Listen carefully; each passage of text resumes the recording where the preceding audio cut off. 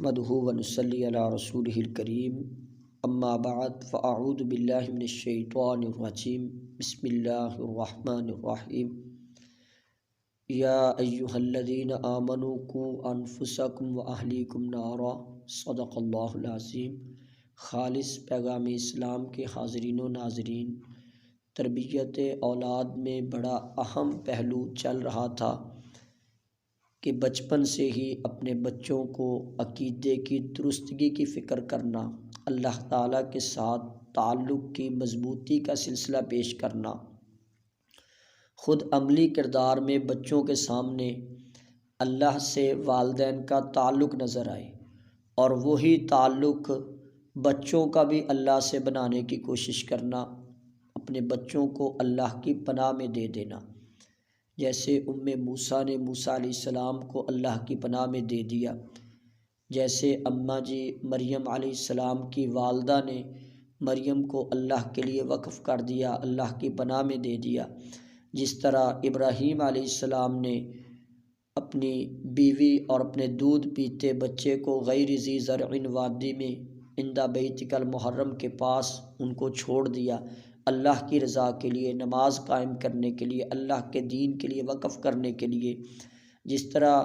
حکیم لقمان علیہ السلام نے اپنے بچے کی عقیدے پر تربیت کی، تو یہ باب شروع سے ہی گھروں میں عملی کردار میں بھی نظر آنا چاہیے اور آہستہ آہستہ اس کو سمجھانا بھی چاہیے کہ ہمارا رب کیسا ہے۔ سورۃ الفاتحہ سے سمجھایا جائے رب کیسا ہے، اللہ سے مانگنا چاہیے، اللہ کی رحمتوں کا تعارف دینا چاہیے۔ تو اسی طرح پھر آیت الکرسی سے رب کی شان سمجھائی جائے، سورہ اخلاص سے رب کیسا ہے سمجھایا جائے، اسی طرح سورہ حشر کے آخری رکوع سے رب کی محبت، رب کی توحید، رب کی عظمت، رب کی صفات سمجھائی جائیں۔ تو اس طرح کی آیات، اس طرح کی احادیث، اس طرح کی دعائیں جس میں اللہ سے تعلق کا سلسلہ ہو، وہ بچے کو سمجھایا جائے۔ اور جب وہ بچے کو سمجھ آئے گا تو میں ایک واقعہ ذکر کر دیتا ہوں کہ ایک بچہ چھوٹا یتیم بچہ تھا، کھیلتا بچوں کے ساتھ اور اس کے کپڑے پھٹے ہوتے، اس کے جوتے پھٹے ہوتے، تو ایک شخص اس کو دیکھتا روز بچوں کے ساتھ کھیلتے کو کہ اس کے کپڑے بھی پھٹے ہوئے ہیں، اس کے جوتے بھی پھٹے ہوئے ہیں، تو اس نے کچھ نہ کچھ تعارف لے کے ارادہ بنایا، نئے جوتے نئے کپڑے لے کے اس کا گھر پوچھ کے اس کو دینے گیا۔ اس بچے کے گھر کا دروازہ کھٹکھٹایا، اس کو کہا بیٹا جی میں آپ کے لیے نئے جوتے لے کے آیا ہوں، نئے کپڑے لے کے آیا ہوں، والد اس کا فوت ہو چکا تھا۔ تو اس بچے نے کہا کہ کیا آپ خدا ہیں؟ تو اس نے کہا نہیں بیٹا میں تو خدا تو نہیں ہوں۔ تو وہ بچہ آگے سے سوال کرنے لگا پھر آپ خدا نہیں ہیں تو پھر آپ ضرور خدا کے پسندیدہ ہیں، آپ ان کے بیسٹ فرینڈ ہیں۔ تو اس نے کہا بیٹا یہ آپ بات کیسے کر رہے ہو؟